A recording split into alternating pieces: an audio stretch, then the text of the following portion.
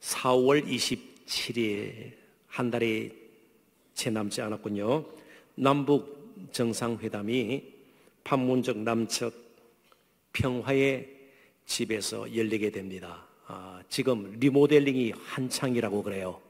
이제 남북 정상들이 저기서 모이기 때문에 시설도 다시 한번 점검을 하고 여러 가지 손볼 때가 또 있는가 보죠. 만약 저기서 남북 정상회담이 남쪽입니다. 남측에 위치하고 있는데요. 저기서 이제 남북 정상이 만나게 되면 해방 이후에 북쪽 최고 지도자가 남쪽 땅을 밟는 첫 번째 역사적인 사건이 될 것입니다. 이어서 5월에는 북미 정상회담이 예정이 되어 있습니다. 그런데 정상들이 만나는 것 자체가 굉장히 큰 의미를 지니죠. 그렇지만 결과물은 어떨지 알 수가 없습니다. 왜냐하면 마음에 두고 있는 조건들이 다 다르기 때문에, 이해관계가 얽혀 있기 때문에 아무튼 잘 돼야 될 텐데 그런 바람이 있고 우리가 또 기도를 해야 할 것입니다. 왜냐하면 국제 정세라는 것이 항상 일정치가 않습니다. 안정되어 있는 것이 아니에요. 온갖 종류의 변수가 있습니다. 변수. 그래서 저희들은 이 세상 살아가는 하루하루 동안도 나뿐만 아니고 다른 사람에게도 마찬가지입니다. 보편적으로 자주 사용하는 말이 변수예요. 여러 가지 환경이 달라질 수 있고요, 조건이 달라질 수 있고, 그래서 변수가 있기 때문에 어떻게 될지 모른다, 예측 불가능하고 말이죠. 그리고 우리의 앞길이 어떻게 될지 모른다. 이 변수가 문제예요. 그런데 하나님 되신가, 또 하나님의 약속과 그 약속을 따라 하나님께서 행하시는 일에는 변수가 없습니다. 취소하거나 변경된 적이 한 번도 없습니다. 아무리 주의가 달라지고 환경이 달라진다 할지라도 하나님은 결코 변하지 않는 신실하신 분이세요. 그래서 우리가 제대로 살기 위해서는요, 다시 한번 하나님께로 나가야 되고요, 하나님의 말씀을 붙들어야 하고요, 하나님의 신실하심을 의지하고 우리가 하나님과 동행해야 되는 것입니다. 그래서 오늘 본문의 말씀은 예수 그리스도의 죽으심이 가져온 것이 무엇인가를 우리에게 가장 확실하게 보여주는 말씀 가운데 하나입니다. 그래서 본문의 배경을 먼저 좀 살펴보도록 하십시다. 그래서 단락이 시작되는 33절부터 바로 앞구절 37절까지 제가 읽으면서 설명이 필요하면 또 설명을 하도록 하겠습니다. 그냥 눈으로 본문의 말씀을 봐주시면 되겠습니다. 제6시가 되매 온 땅에 어둠이 임하여 제9시까지 계속하더니, 예수님께서는 꼭 오늘이라고 말할 수는 없지만 금요일, 그러니까 안식일 전날 오전 9시에 십자가를 지시고요, 6시간 동안 십자가에 매달려 계시다가 오후 3시에 숨을 거두었습니다. 여기 제6시라는 것은 요즘 시간으로 정오를 의미합니다. 낮 12시예요. 그리고 3시간 동안 어둠이 임하고 제9시까지 계속되었다. 오후 3시까지. 완전히 대낮 아니겠어요? 낮 12시부터 오후 3시는요 얼마나 환할 때입니까? 그런데 어두웠습니다. 그리고 제9시에 이제 예수님께서 숨을 거두시는 순간이 왔습니다. 예수께서 크게 소리 지르시되 엘리 엘리 라마 사박다니 하시니, 이를 번역하면 엘리 엘리 라마 사박다니는 바벨론 언어예요. 아람어로도 우리에게는 알려져 있는 말입니다. 이를 번역하면 나의 하나님, 나의 하나님, 어찌하여 나를 버리셨나이까 하는 뜻이다. 34절은 주목할 필요가 있습니다. 예수님께서 공생의 가운데 성경에 기록된 바로는요, 하나님을 한 번도 아버지라고 부르지 않은 적이 없습니다. 오직 이곳에만 하나님을 아버지라 부르지 않고 그냥 나의 하나님, 나의 하나님 이렇게 불렀습니다. 그만큼 이제 하나님과의 관계가 일시적이지만 멀어진 것을 우리가 알 수 있습니다. 네? 일시적이지만 아버지라 부르지 않는 것입니다. 그리고 곁에 있었던 자 중 어떤 이들이 듣고 이르되 보라 엘리야를 부른다 하고, 35절이죠. 36절, 한 사람이 달려가서 회민에 신포도주를 적시어 갈대에 깨어 마시게 하고 이르되 가만두라. 엘리야가 와서 그를 내려주나 보자 하더라. 진통 효과도 있는 신포도주를 그렇게 입에 적시도록 했습니다. 그리고 바로 그 순간 예수께서 큰 소리를 지르시고 숨지시니라. 그리고 38절 다시 한번 읽어보십시다. 이에 성소 휘장이 위로부터 아래까지 찢어져 둘이 되니라. 이제 세 가지를 우리는 38절 가운데서 보게 되는 겁니다. 단번에 찢어졌어요. 조금씩 이게 아니고요. 처음부터 끝까지 완전히 찢어졌고요. 위로부터 찢어졌고요. 확실합니다. 누가 보듯이. 왜요? 성전에 있던 휘장이기 때문에 어느 집에 있던 휘장이 찢어지고 혹은 또 지진이 일어난 곳 보면은요, 가끔 TV 뉴스에 어떻게 돼요? 어떤 사무실 안, 어떤 가정집 안에, 그죠? 의항이 흔들흔들하고 등이 떨어지고 이 정도가 아니에요. 누구나 볼 수 있었지. 성전, 이스라엘 신앙의 중심지인 성전의 휘장이 위로부터 아래로 단번에 누구나 볼 수 있듯이 찢어졌다, 그런 뜻입니다. 이는 확실해요. 이는 변수가 아니에요. 확실히 찢어졌습니다. 그런데 성전에는 실제로 휘장이 두 종류가 있었습니다. 지성소와 성소를 구분하는 휘장이 있었습니다. 지성소는요, 오직 1년에 한 번 대제사장이 대속죄일에 들어가는 지성소, 그러니까 하나님의 임재의 또 중심이에요. 가장 거룩한 곳이에요. 아무나 들어갈 수가 없어요. 1년에 대제사장이 한 날만 들어가게 되는 바로 그 지성소와 나머지 성소를 구분시키는 휘장일 수도 있고요. 혹은 또 성소와 나머지 구역을 구분하는 그런 휘장일 수 있습니다. 근데 본문은 뭐라고 이렇게 분명하게 말씀하고 있지 않습니다. 아마 전자가 아닌가 그렇게 추측할 따름입니다.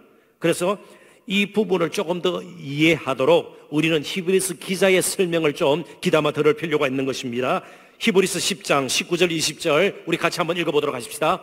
그러므로 형제들아, 우리가 예수의 피를 힘입어 성소에 들어갈 담력을 얻었나니 그 길은 우리를 위하여 휘장 가운데로 열어놓으신 새로운 살 길이요, 휘장은 곧 그의 육체니라. 설명이 됩니까? 휘장이 찢어졌다는 것은 예수 그리스도의 찢어진 몸으로 말미암아 휘장이 찢어진 것이에요.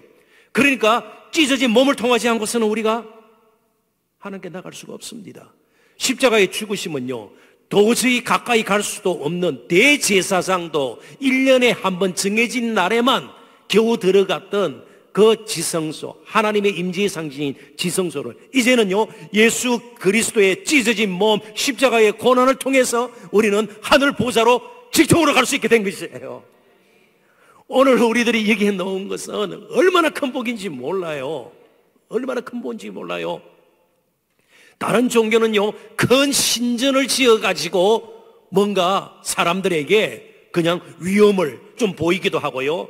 또 어떤 종교는요, 소위 제사장들, 사제들이 얼마나 치장을 하고요, 아주 다른 사람처럼. 그렇지만 저와 여러분은요, 이 밤에도 지친 가운데 왔는지 몰라요.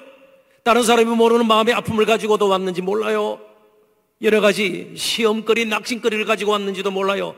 그렇지만 이런 모습을 가지고도 찢어진 예수 그리스도의 몸으로 말미암아 저와 여러분은요, 바로 이런 상태지만 하늘의 보좌로, 우리 하늘 아버지께로 나갈 수 있게 된 것입니다. 바로 휘장은 예수 그리스도의 몸이라고 말씀하고 있는 겁니다. 엘리 엘리 라마 사박다니, 나의 하나님 나의 하나님 어찌하여 나를 버리셨나이까. 감히 하나님 아버지라 부르지 못하고 일시적이지만 버림받았던 예수 그리스도로 말미암아 영원히 버림받았던 우리들이 이제는 하나님께 더 친밀하게 나갈 수 있게 되었습니다. 그리고 우리가 이제는 하나님을 아바, 아버지라 부르게 된 것입니다. 그래서 로마서 8장 15절, 갈라디아서 4장 6절 계속해서 볼 텐데요, 같이 한번 읽어보십시다. 너희는 다시 무수하는 종의 영을 받지 아니하고 양자의 영을 받았으므로 우리가 아빠, 아버지라고 부르시느니라. 다시 또 갈라디아서 4장 6절, 너희가 아들이므로 하나님이 그 아들의 영을 우리 마음 가운데 보내사 아빠 아버지라 부르게 하셨느니라. 이제 이 두 구절을 통해서요, 성령이 우리 안에 계시면 가장 먼저 일어나는 현상이 무엇인가 하면 하나님을 아빠 아버지라 부르게 되는 겁니다. 성령께서 우리에게 주시는 가장 큰 선물이 무엇인가 하면 하나님이 친밀하게 느껴지기 시작하는 겁니다. 부부 사이에 가장 큰 선물이 무엇일까요? 서로 친밀한 것이에요. 같이 있는 것 자체가 기쁜 일이에요. 같이 있는 것 자체가 감사한 일이래요. 같이 있는 것 자체가 서로에게 가장 행복이에요. 무엇을 해줘서가 아니라 같이 있는 것, 친밀함이 오늘 얼마나 필요한지 몰라요. 아무리 큰 집에 살아도, 정말 의리하게 꾸민 집이라 할지라도요, 부부가 같이 하는 것이 불편하고요, 대화가 단절이 되고요, 서로 서먹서먹하다면 그것은 불행이죠. 큰 집에 살아도 불행이죠. 그죠? 요리사가 와서 끼니마다 엄청난 음식을 차려줘도 맛이 없죠. 우리가 하나님께 나갈 수 있는 이것은 이제 새로운 사랑의 관계가 시작이 되었습니다. 이제 제사 의식이나 어떤 규례를 따라서가 아니라 하나님과 우리는 이제 사랑으로 맺은 관계예요. 그래서 예배도 마찬가지입니다. 언젠가도 제가 설명을 드린 적이 있는 것 같아요. 제가 기억이 납니다. 신약 성경에 예배하다는 단어가 여러 가지 단어를 바꿔가면서 사용이 되는데 제일 빈번하게 사용되는 66번이나 이 단어가 사용이 돼요. 브레스쿠네오라는 단어예요. 브레스쿠네오. 근데 이 단어가 종교적인 색채를 잇기 전에는 이 단어를 쓰는 당시 사람들에게는 어떤 의미를 지니고 있는가 하면 입맞추거나 포옹하기 위해서 가까이 가다 굉장히 친밀성을 가져다 주는, 우리에게 보여주는, 느끼게 하는 단어예요. 그게 예배하다로 변한 겁니다. 우리가 하나님께 예배하러 갈 때에 자꾸만 상실령처럼 하나님을 생각하고요, 뭐 이상하게 그래요. 그래서 예배 때는 굉장히 경직이 되고요, 무섭고요, 그리고 일반 생활은요 전혀 거룩하지 않고 형편없이 살고요. 그게 아니에요. 하나님께 나갈 때는 너무나도 친밀한 거예요. 사랑의 정말 경계심이죠. 너무너무 사랑하기 때문에 우리는 더 조심하게 되는 것이고요, 최선을 다하게 되는 것이고요, 그 사랑이 느껴져야 실제로 사람이 보든 말든 어디서나 거룩한 삶을 살게 되는 겁니다.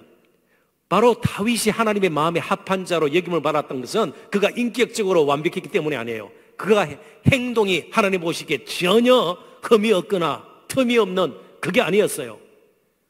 하나님을 그 누구보다도 친밀하게 느꼈습니다. 그래서 시편 18편 1절, 얼마나 아름다운 고백이에요. 시편 18편 1절 제가 한번 읽어볼게요. 나의 힘이신 여호와여, 내가 주를 사랑하나이다.